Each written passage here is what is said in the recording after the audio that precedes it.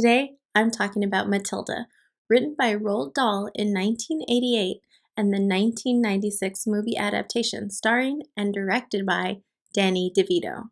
Hey there, I'm Jessica, and this is Bookshelf to Big Screen. If you're new to the channel, I take a look at books that have been adapted to the big or small screen and tell you what changed. So if you only watch the movie and don't want to look like a fool at book club, be sure to subscribe.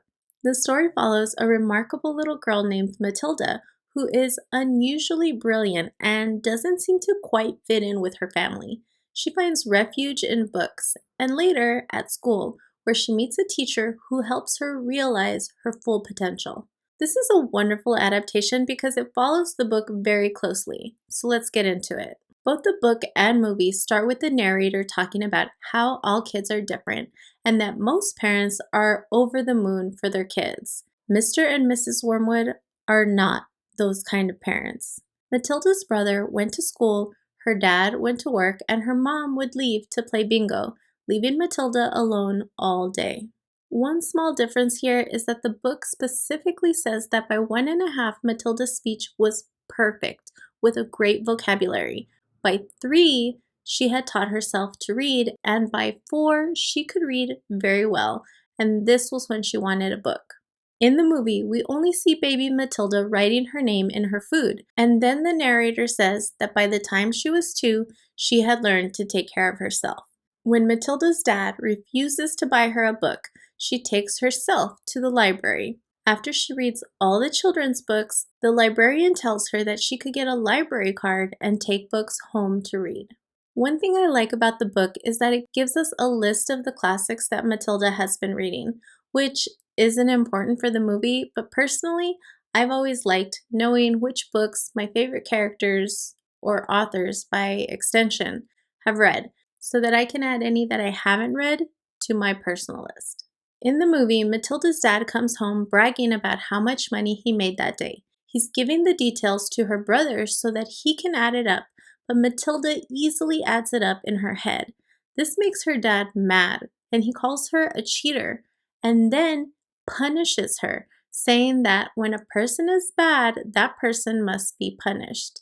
This gives Matilda the idea that she can also punish him, so she decides to put peroxide in his hair products to bleach his hair. In the book, this happens a little later in the story. Matilda does decide to punish her dad by bleaching his hair, but this is the 3rd punishment she doles out, and Mrs. Wormwood makes an appointment for her husband to have his hair dyed back. Also, in the book, there isn't this revelation where her dad mistakenly calls her a person instead of a child, and she feels like she can also punish him. She just decides that she needs to punish his bad behavior to stay sane and help herself put up with her family's idiocracy, which I think is even funnier.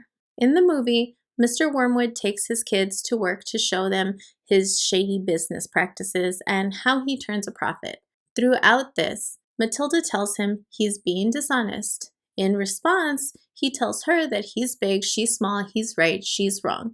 So she decides to punish him again, this time by putting some super glue in his hat. Mrs. Wormwood shows up saying she won big at bingo and she's taking them out to a fancy meal. When they get there, Mr. Wormwood realizes he can't take the hat off, and they end up making a scene. Later, Mrs. Wormwood has to cut the hat off his head. In the book, this is the first time Matilda decides to punish her dad. In the book, her dad is just explaining his business practices. They don't actually go to his shop. So I like that in the movie, we have this visual of the terrible things that he does to cars. Also, Matilda puts the glue in his hat first thing in the morning, so her dad finds out once he gets to work. They can't get the hat off and he sleeps with it on, and then the next morning, Matilda's mom finally cuts the hat off. In the movie, Mr. Wormwood loses it over Matilda reading instead of watching TV with her family. When he finds out she's reading Moby Dick, he calls it trash and tears it up. He forces her to watch TV, and she gets so mad she makes the TV explode. This is when Matilda starts to suspect that she might be different in another new way. In the book, this happens in between when Mr. Wormwood tells his kids about the shady dealings and when Matilda shows how advanced at math she is. The book she's reading is The Red Pony by John Steinbeck and not Moby Dick, but that's probably just because Moby Dick sounds more scandalous, I guess. And Matilda doesn't magically make the TV explode, but she does dole out another punishment. This time, she runs down to her neighbor's house, a little boy named Fred, and borrows his pet parrot. She hides the cage in the fireplace and scares her family, who think the talking bird is a ghost, and then returns the parrot the next day. It's probably a good thing they left this out. It's a little silly, which is saying a lot in this story, but more importantly, it doesn't really fit because this whole story is about how Matilda is on her own, but this part of the story shows that she knows other kids her own age before she gets to school. In the movie, Mr. Wormwood sells a car to the principal of the school, and he finally decides to send Matilda to her school when she's already 6.5. Matilda meets Lavender and Hortensia while trying to avoid Miss Trunchbull outside of school. Hortensia tells them Trunchbull caught a boy eating candy once and threw him out the window. She also tells them about the chokey, a scary closet the Trunchbull puts kids in as punishment. Trunchbull sees a little girl with pigtails and tells her to get rid of them, but the girl starts to talk back, so she grabs her by the pigtails and throws her over the fence. In class, Miss Honey realizes Matilda is very bright and tries to tell Trunchbull that she should be moved up to a higher grade, but Miss Trunchbull just thinks she's trying to get her out of her class because Matilda's dad said she was a bad kid. So Miss Honey tries to talk to Matilda's parents, telling them they should put her in private school, but she realizes they don't care and she's all Matilda's got. I want to quickly point out here that Mr. Wormwood is dyeing his hair back to normal here, which is just a nice funny touch. In the book, all these things happen, only the order of things is a little off again. Matilda starts school on time with everyone else when she's 5 instead of 6. In class, Miss Honey finds out how smart Matilda is, tries to tell Miss Trunchbull about it, then tries to tell the parents. Then Matilda meets Lavender and Hortensia tells them about the boy who got thrown out the window and the chokey, but she knows about the chokey from personal experience. She tells them about how she once put syrup on Miss Trunchbull's chair and she sat in it, and another time when she put itching powder in her underwear. After hearing these stories, Hortensia is a legend to these girls. Then Miss Trunchbull makes her appearance and throws the little girl with the pigtails. These are all very small changes, with the exception of Hortensia's stories about her triumphs over Miss Trunchbull, and I think the order of things probably has a better flow in the movie. In both the book and movie, Miss Trunchbull calls an assembly to make an example of a boy who ate her personal slice of cake. His punishment is to eat an entire cake, with the hope that he'd be sick, but the boy makes his way through the cake easily and rallies at the end when the kids cheer him on. Miss Trunchbull is furious and smashes the plate over his head. The only differences here are that in the book, only one kid cheers and Trunchbull quickly quiets him, and in the movie, Trunchbull makes everyone stay 5 hours after school to copy from the dictionary as punishment for cheering. In the movie, Lavender finds a newt and brings it to school. Miss Trunchbull's car breaks down and she throws Matilda in the chokey as punishment. Miss Honey has the kids get ready for an inspection from Miss Trunchbull, and Lavender decides to put the newt in the water pitcher. Trunchbull starts her inspection and Miss Honey finds out Matilda is in the chokey and goes to rescue her, surprising Trunchbull while she holds the kid upside down. She gets mad at Miss Honey for teaching them how to spell the word difficulty with a poem and then drinks from the glass with the newt in it, making all the kids laugh.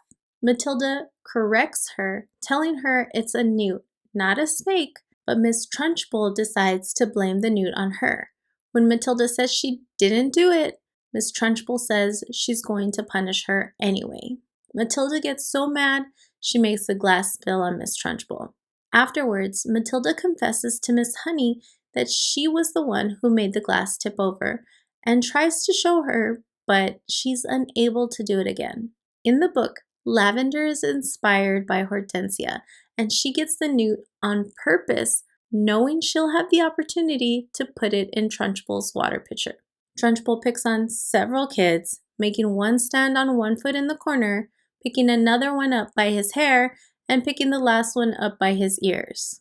The part about the spelling poem is in there, but it's a different kid. Then Trunchbull realizes who Matilda is, and this is when she blames her for the bad car her dad sold. She pours herself some water and immediately sees the newt and blames Matilda. When Matilda protests her innocence, Trunchbull says she'll punish her anyway just because she can. This makes Matilda really mad, and this is the very first time that she's able to will something to happen, and she tips over the glass, spilling the water and the newt on Miss Trunchbull. Afterwards, she confesses to Miss Honey, but here she is actually able to do it again, surprising Miss Honey. In the movie, Miss Honey invites Matilda over to her house. On the way, they see a big house, and Miss Honey tells Matilda a little girl used to live there with her dad, who was a doctor. The girl's mom died when she was 2, and her aunt came to help take care of her. Then, her dad died under mysterious circumstances, but it was ruled a suicide, and her mean aunt took control of everything. But she says it turned out all right in the end because the girl grew up and found a nice cottage to live in. Matilda realizes the girl from the story is Miss Honey, and then Miss Honey tells her the aunt is Miss Trunchbull. Later, they see Trunchbull leaving the house, and Matilda goes inside to get the doll Miss Honey left behind. Miss Trunchbull comes back unexpectedly, and they just manage to make a harrowing escape. In the book, this is similar, but there's a couple of key differences. First, Miss Honey is extremely poor. She doesn't have any furniture and barely has enough to eat. She doesn't even have running water. She managed to find this barely livable cottage to rent, and nearly all her salary goes directly to Miss Trunchbull, so it's a wonder she hasn't starved to death. Second, they never go into Miss Honey's old house. In both the book and movie, Matilda decides she needs to practice her newfound ability so she can help Miss Honey. The movie has a fun montage where she starts learning how to control her powers, but the book just explains that she practices every day after school until she tires herself out.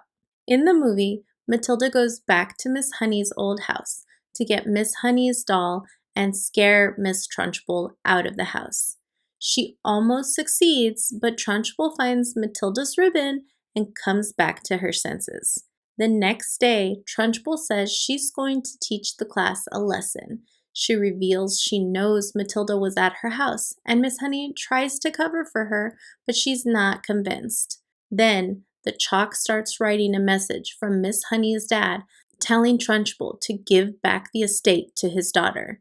Trunchbull gets scared and passes out, but she wakes up and throws a boy out the window, but Matilda has him fly back and knocks Trunchbull out again. Trunchbull makes one last attempt to attack them and fails, and all the kids attack her, so she runs away, never to be seen again. In the book, again, Matilda never goes into Miss Honey's old house, so that part doesn't happen. Instead, she decides to enact her plan to help Miss Honey the next time Miss Trunchbull is in their class. In class, Miss Trunchbull picks on the other kids like usual, and while she's holding a kid upside down, Matilda starts to write the message on the chalkboard. Trunchbull gets scared and passes out, and other teachers have to come in and carry her out. Then she just disappears, leaving town without a trace. And the will of Miss Honey's dad is recovered, and Miss Honey finally gets the estate. At the end of the movie, Miss Honey also gets her house back. Matilda's parents show up saying they're moving to Guam. Throughout the movie, some FBI agents have been surveilling the Wormwood's house. Matilda had tried to warn her parents several times, but they never listened, and now they have to run. Matilda says she wants to stay and asks Miss Honey to adopt her, pulling adoption papers out of her backpack. Her parents agree, sign the adoption papers, and do the nicest thing they've ever done for Matilda, leaving her with Miss Honey. Miss Honey becomes the new principal at school, and they live happily ever after, with Matilda rarely having to use her powers again. In the book, after Miss Honey gets her house back, she doesn't become the principal, but another good teacher takes over, and Matilda is moved up several grades where she's finally being academically challenged. After a little while, she no longer has any powers, and Miss Honey's theory is that now that her mind is being properly challenged, it doesn't have the capacity to do the telekinetic stuff. Matilda goes home one day to find her family frantically packing. When her dad tells her they're moving to Spain, she runs to Miss Honey's house, and Miss Honey is the one who informs her that her dad has been running a chop shop, which is common knowledge in town, and that's why he's running away. Matilda asks to stay with her, and they run back to Matilda's house to ask her parents. The Wormwoods agree, but there's no formal adoption papers. I really love this story. It's funny and a little sad, but it's mostly empowering. It tells kids it's not okay to be bullied, even by adults, which is a great message. The movie is such a great adaptation, and I just love how many scenes were recreated from the original Quentin Blake illustrations. Roald Dahl's stories were some of my favorites as a kid, and I love that now I'm reading them again with my own kids. In the Witches video I did, I talk about how fantastic Angelica Houston is as the Grand High Witch because she's such a great villain. But I think we also have to really give credit to Miss Trunchbull. In the story alone, she's this giant, mean, horrible woman, and Pam Ferris did such a great job bringing her to life. Danny DeVito and Rhea Pearlman are perfect as Mr. and Mrs. Wormwood. I don't think there's anything I don't like about this adaptation. Even places where the timeline is slightly out of sync with the book, I think it flows a bit better in the movie. So if you haven't already, this is a great story to share with your kids. Well, there you have it. That's my recap on Matilda, written by Roald Dahl in 1988 and the 1996 movie adaptation. I've included links to both the book and movie in the description below, so you can check them out for yourself. If you enjoyed this review, please click like, and be sure to click subscribe to see my next video. Thanks for watching.